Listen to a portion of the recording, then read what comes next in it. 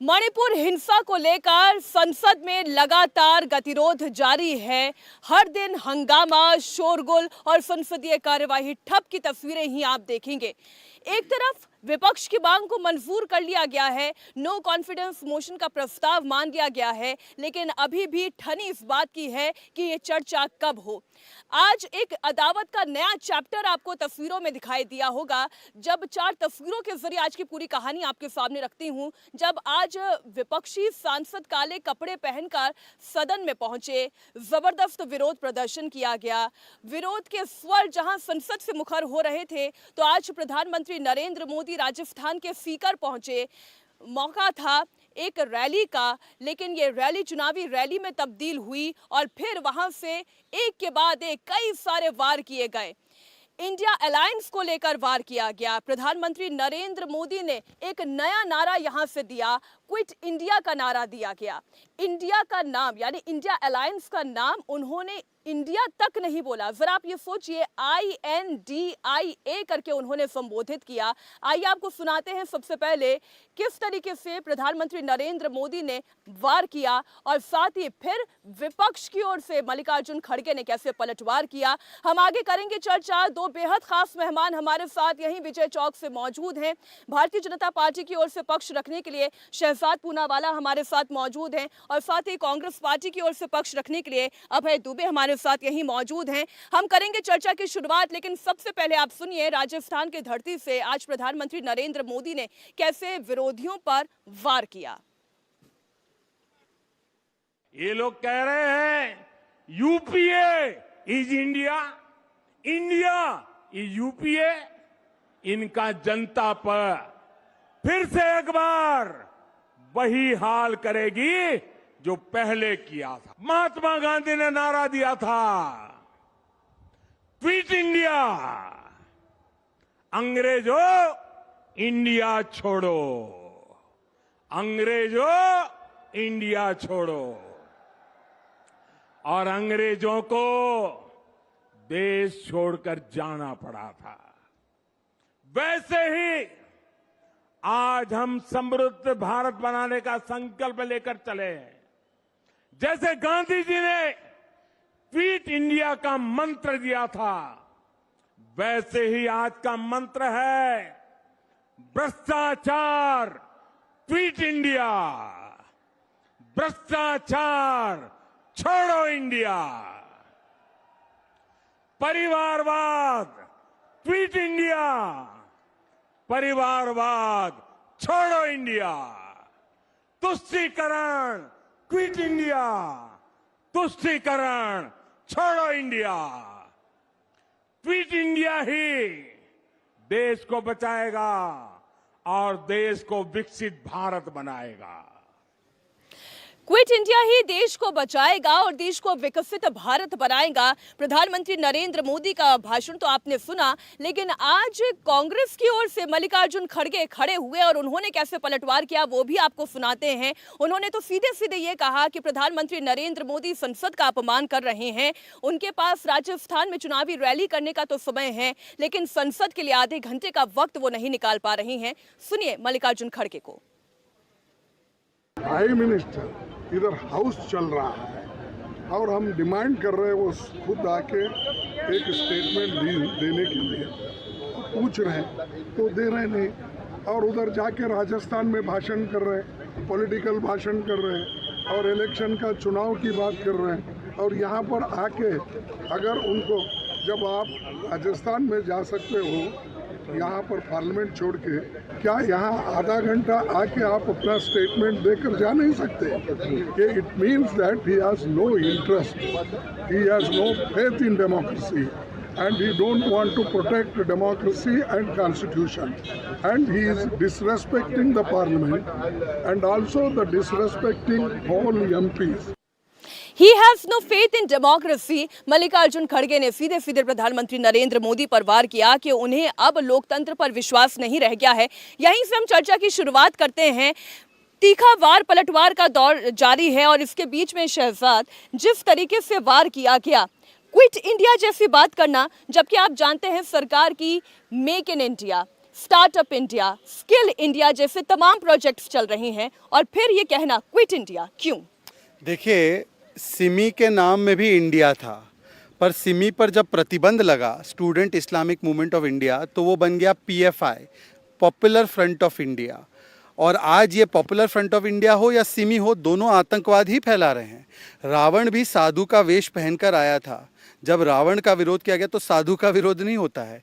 East India company भी India का label लगाकर आई थी, और अगर इनके मन में केवल लेबल इंडिया का नहीं और चरित्र भी इंडिया का है, तो बताइए कि आज जब पुलवामा पर सवाल उठाया ममता बनर्जी जी ने 2 दिन पहले और कहा पाकिस्तान को क्लीन चिट दिया एक तरीके से, क्या उसका विरोध किया कि नहीं किया? आज जब अबू आजमी वंदे मातरम कहने से नकारते हैं महाराष्ट्र की विधानसभा में, ये प्रो इंडिया है या एंटी इंडिया है? सर्जिकल स्ट्राइक को फर्जिकल और खून की दलाली कहना, बालाकोट पर सबूत मांगना, विदेशी धरती पर जाकर भारत के अंदर हस्तक्षेप मांगना, क्या ये प्रो इंडिया है, एंटी इंडिया? और देखिए, एक बात से मैं बड़ा खुश हूं, बाकी पूरी कांग्रेस काले कपड़े पहनकर काले कारनामों को छिपाने की कोशिश कर रही है। मेरे भाई अभय जी ने मूक तरीके से लाल डायरी के समर्थन में लाल लाल शर्ट पहना है। अभय जी बताइए, ये लाल डायरी देखकर बाकी सारे लाल लाल क्यों हो जाते हैं?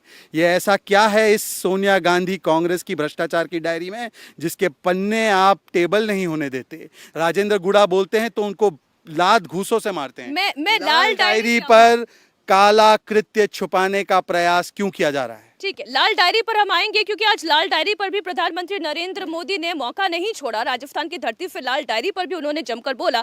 लेकिन बात सबसे पहले इंडिया अलायंस की हो रही है। आज प्रधानमंत्री नरेंद्र मोदी ने यह कहा कि रीपैकेजिंग, एक तरीके से रीपैकेजिंग हो रही है। यूपीए की जगह INDIA नाम रख लिया गया। इतना लंबा नाम जिससे कि पुराने कुकर्मों को छुपाया जा सके। देखिए, प्रधानमंत्री जी जिस विचारधारा का प्रतिनिधित्व करते हैं वो आज़ादी के पहले भी इंडिया के खिलाफ खड़ी थी, और आज प्रधानमंत्री आज ही आज़ादी के बाद भी इंडिया के खिलाफ खड़े हैं। जिस क्विट इंडिया मूवमेंट की बात प्रधानमंत्री जी कर रहे हैं, उनकी बुनियाद के पत्थर श्यामा प्रसाद मुखर्जी ने भारत छोड़ो आंदोलन को कुचलने के लिए बंगाल के गवर्नर को अपनी असेंबली से पत्र लिखा। और पत्र किसके साथ लिखा? जिसने पाकिस्तान का प्रस्ताव पढ़ा, फजलुल हक, उसके साथ लिखा। हम लोगों की मांग क्या है? मुझे आज बेहद दुख हुआ कि प्रधानमंत्री जी प्रेरणा किससे लेते हैं? प्रधानमंत्री जी आतंकी संगठनों से प्रेरणा ले रहे हैं। प्रधानमंत्री जी ईस्ट इंडिया कंपनी से प्रेरणा ले रहे हैं। प्रधानमंत्री जी ने इंडियन एयरफोर्स से, इंडियन आर्मी से प्रेरणा नहीं ली, क्योंकि जो सैफुल्लाह को टिकट देते हो, दुर्दांत आतंकवादी जो 10 साल जेल काट के आया हो, 1 साल पाकिस्तान में ट्रेनिंग ली हो, अजहर मसूद का शिष्य हो, प्रधानमंत्री जी ने उसको वार्ड नंबर 33 से टिकट दिया। तारिक अहमद मीर जो पाकिस्तान से हथियार सप्लाई करता था, प्रधानमंत्री जी ने विधानसभा का टिकट ये जानते हुए कश्मीर से उसको लड़ाया। तालिब हुसैन जो हमारे गृह मंत्री का मंच साझा करता है, तो फिर अपेक्षा की क्या की जाती है? लेकिन मुझको मेरे प्रधानमंत्री जी से यह आग्रह करना है कि प्रधानमंत्री जी, जब आप अमेरिका की संसद को संबोधित कर सकते हो, संयुक्त सदन को संबोधित कर सकते हो, तो भारत के सदन को संबोधित करने में आपको परेशानी क्या है? जब प्रधानमंत्री जी आप बगैर बुलाए, बगैर निमंत्रण के नवाज शरीफ को पाकिस्तान जाकर गले लगा सकते हो, तो मणिपुर के मेरे भाई बहनों को गले लगाने में तकलीफ क्या है? प्रधानमंत्री जी, जब आप कर्नाटक में 2 मुख्यमंत्री बदल सकते हो, गुजरात में 2 मुख्यमंत्री बदल सकते हो, उत्तराखंड में 3 मुख्यमंत्री बदल सकते हो अपनी सत्ता की भूख मिटाने के लिए, तो मणिपुर के मुख्यमंत्री को क्यों नहीं बदलते? क्योंकि तुम्हारे भारतीय जनता पार्टी के विधायक दिल्ली के आपके दरवाजे पर आकर कहते हैं कि प्रधानमंत्री जी मिलने का समय नहीं दे रहे हैं, और वहां राज्य प्रायोजित हिंसा हो रही है। वहां की वरिष्ठ पुलिस अधिकारी कह रही है कि बीरेन सिंह ड्रग माफियाओं को बचाते हैं, और ये एफिडेविट फाइल करके हाई कोर्ट में कहते हैं प्रधानमंत्री जी, तब आप आपके मुख्यमंत्री पर एक्शन क्यों नहीं लेते हो? सवाल आज देश इस बात का है। 4000 ऑटोमेटिक राइफल लूटी गई। 50 दिन बाद अमित शाह साहब ने सारे दलों को साथ बैठने का हम लगातार गुहार लगा रहे थे कि प्रधानमंत्री जी, मणिपुर जल रहा है, उस आग की चिंगारियां मिजोरम तक, मेघालय तक पहुंच रही है। स्ट्रेटेजिकली नॉर्थ ईस्ट हमारे लिए सामरिक दृष्टिकोण से भी बहुत महत्वपूर्ण है प्रधानमंत्री जी, लेकिन आपने सुध नहीं ली। ओल नहीं छलछंद करो, इस नाटक में क्या रखा है, ये खेल तमाशा बंद करो। सचमुच में तुम खलनायक हो, नायक का सिर्फ मुखौटा है, अभिनय में महा छलावा है, अभियान बहुत ही छोटा है। इस छोटे अभियान को बंद करो। और आखिरी प्रार्थना करता हूं प्रधानमंत्री जी आपसे हैं। आप कह रहे हैं, अभी मीनाक्षी जी ने कहा कि मांग ली गई अविश्वास प्रस्ताव की बात, तो वो रूल 198 के तहत सिर्फ लोकसभा में अविश्वास का प्रस्ताव लाया जा सकता है। अगर हम रूल 267 के तहत राज्यसभा में भी चर्चा कराना चाहते हैं तो प्रधानमंत्री जी किस बात का आपको भय है? क्योंकि प्रधानमंत्री जी को पता है, भारतीय जनता पार्टी को, कि मणिपुर जलता हो जल जाए मगर प्रधानमंत्री की छवि पर आंच ना आए। लेकिन मैं शहजाद, इससे पहले कि आप इन तमाम आरोपों का जवाब दें, अभी जी जी बिल्कुल, मैं आपको पूरा समय दूंगी। आपकी मांग मान ली गई है, रूल के हिसाब से मणिपुर मुद्दे पर चर्चा भी होगी, लेकिन इसके बावजूद बार बार हल्ला हंगामा करने से क्या आपका मकसद हल हो रहा है? देखिए, यही दबाव है। एक तो लोकसभा में जो अविश्वास प्रस्ताव की बात मानी गई, क्योंकि विश्वासघात देश के साथ हुआ, कुठाराघात मणिपुर के साथ हुआ, इसलिए अविश्वास की बात है। रूल 267 के तहत राज्यसभा में अविश्वास प्रस्ताव नहीं लाया जा सकता। वहाँ वो रूल 198 के तहत, क्योंकि आर्टिकल 75(3) ये कहता है भारत के संविधान का कि मंत्रिमंडल सामूहिक रूप से उत्तरदायी रहेगा लोकसभा के लिए, तो अविश्वास का प्रस्ताव रूल्स जो है, हम पिछले कई दिनों से लगातार रूल्स पर चर्चा कर रहे हैं। मुद्दा यह है कि चर्चा होनी चाहिए और चर्चा हो नहीं पा रही है, और ये दरअसल ऐसा लगता है कि एक दूसरे के खिलाफ अदावत है। आप जनता को इतर रखकर अपने अपने मुद्दों को लेकर हावी हो रहे हैं। देखिए, चर्चा तो हो सकती थी ना, क्यों नहीं हो सकती थी? इससे पहले भी कई मिसालें ऐसी देखी गई हैं, जब नो कॉन्फिडेंस मोशन लाया गया है तो सरकार ने सभी विधायी कार्य को अलग रखकर सबसे पहले चर्चा कराई है। आखिरकार उतर गया नकाब, दिख गई असलियत। मन में तो था मुद्दों का हिजाब, पर अंदर थी केवल मोदी के खिलाफ कोरी नफरत। ये कैसे साबित होता है? मुझे पूरा वक्तव्य रखने दीजिए। ऑल पार्टी मीटिंग हुई, वीडियो आने से पहले हमने कहा मणिपुर पर चर्चा होनी चाहिए, इन्होंने स्वीकारा। बिजनेस एडवाइजरी काउंसिल की मीटिंग हुई, फॉर्मेट ऑफ चर्चा दोनों सदनों में क्या होगा वो तय हुआ, यूनैनिमसली तय हुआ। उस समय कोई भी उन्होंने प्रतिक्रिया नहीं दी वहाँ पे कि ये गलत हो रहा है। सदन में आते हंगामा शुरू हो जाता है। सदन में आकर वो कहते हैं 267 में चर्चा हो, मैं 267 का रूल लेकर आया हूँ। 267 के रूल में जो राज्यसभा के लिए वो कह रहे हैं, कहीं पर भी प्रावधान देखकर बता दीजिए मीनाक्षी जी, जहां पर स्टेटमेंट बाय गवर्नमेंट पहला हो सकता है 267 के रूल में। मेरी बात सुन लीजिए, अब मेरी बात, उन्होंने लंबा चौड़ा बोला। उसके बाद 267 पर जब हम कहते रहे कि कैसे इसमें हम कर सकते हैं, स्टेटमेंट तो आपको बाद में दिया जाएगा, जब आप सारे विषय उठा लेंगे तो चर्चा से भाग गए और नो कॉन्फिडेंस मोशन लाएं।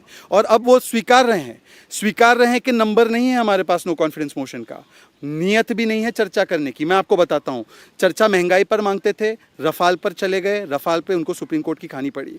चर्चा मांगते थे ये लोग कोविड स्पेशल सेशन पर मांग रहे थे, पेगासस का मुद्दा उठाए, कोविड को गोल कर दिया, उस पर भी मुंह की खानी पड़ी। फिर आए चर्चा बीबीसी के नाम पर, बजट सेशन पर चर्चा नहीं होने दी, बीबीसी ने खुद स्वीकारा उन्होंने टैक्स फ्रॉड किया। तो चर्चा के खिलाफ कौन है? और आखिरी बात, इन्होंने इंडिया के बारे में कहा। इंडिया का अगर आप नाम लेते हैं, ये है सिमी के समर्थक लालू प्रसाद यादव जी और मुलायम सिंह यादव जी। क्या स्वीकार्य है या अस्वीकार्य है?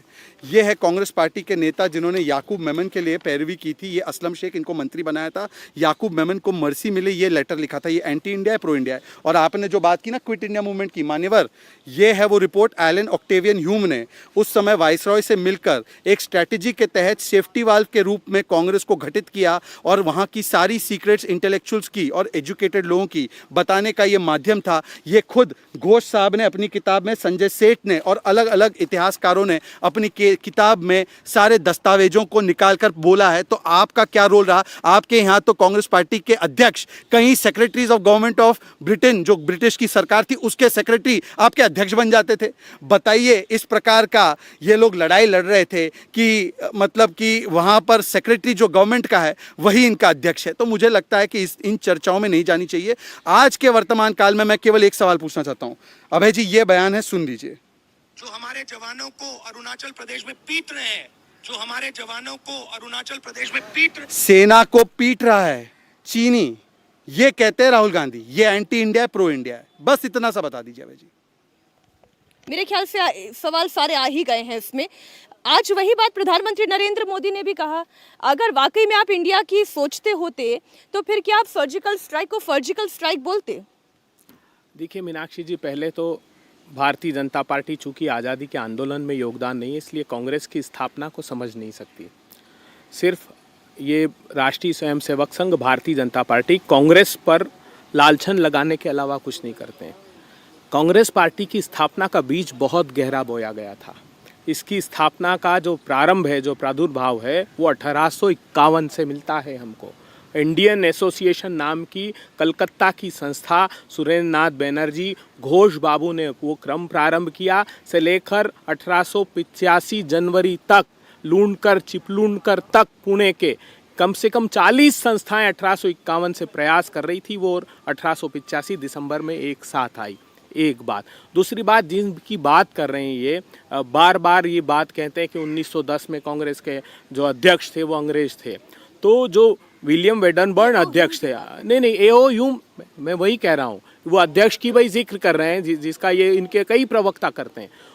आप कल्पना कीजिए कि जो बरतानिया हुकूमत के साथ काम करने वाले लोग थे उनके किस्सा क्या था। वो हाई कोर्ट में न्यायाधीश थे। उन्होंने कहा कि भारत के किसानों को कम ब्याज दर पर लोन लेना चाहिए, अंग्रेजी सरकार बहुत बड़ा बोझ उन पर कर्ज का थोप रही है। उनको न्यायाधीश के पद से हटा दिया और वो कांग्रेस पार्टी के साथ शामिल हो गए। लेकिन भारतीय जनता पार्टी की जो बुनियाद के पत्थर हैं, श्यामा प्रसाद मुखर्जी हो, इन लोगों ने न सिर्फ वेस्ट बंगाल में, सिंध प्रांत में और नॉर्थ वेस्ट फ्रंटियर प्रोविंस में मुस्लिम लीग के साथ सरकार बनाई। आप कल्पना तो कीजिए, जब हम भारत छोड़ो आंदोलन का उद्घोष कर रहे थे, हमने सारी सरकारें छोड़ दी, तो इन्होंने मुस्लिम लीग के साथ 2 प्रांतों में और फजलुल हक के साथ बंगाल में सरकार बना ली। इनको इस बात की शर्म नहीं आती। खैर, हम इतिहास से प्रतिशोध नहीं लेते। पंडित नेहरू ने उसके बावजूद श्यामा प्रसाद मुखर्जी को अपने मंत्रिमंडल में शामिल किया। ये इतनी पीड़ा इनको क्यों है? प्रधानमंत्री जी को इस बात का आभास हो गया कि जब समूचा इंडिया एक साथ आ गया, सारे वो दल, प्रतिपक्षी दल जो देश का हित चाहते हैं वो साथ आ गए, क्योंकि प्रधानमंत्री जी की सत्ता की सरपरस्ती में संसाधनों की लूट हुई। विजय माल्या, संदेशरा बंधु, ऋषि अग्रवाल, मेहुल चोकसी, नीरव मोदी, ये सब भारत के 5,35,000 करोड़ रुपए के बैंक फ्रॉस्टर्स भाग गए। इन्होंने क्या किया? प्रधानमंत्री जी भ्रष्टाचार पर बात करते हैं। मुझे एक छोटे से ब्रेक के लिए रुकना है। आपने बात जब किसानों की कही, तो आज प्रधानमंत्री नरेंद्र मोदी ने किसानों का भी जिक्र किया, सेना का भी जिक्र किया, 1 रैंक 1 पेंशन का भी जिक्र किया। अगर वाकई में, आरोप लगाते हुए उन्होंने कहा, अगर वाकई में कांग्रेस या विरोधी इनकी सोचते तो क्या 1 रैंक 1 पेंशन नहीं लेकर आते? क्या किसानों के हित के लिए काम नहीं करते? तमाम बातें जो उन्होंने आज कही मंच से, वो भी आपके सामने रखेंगे। इंडिया टीवी हर वक्त हर जगह डाउनलोड करने के लिए सर्च करें India TV news Google play store या ऐप स्टोर पर।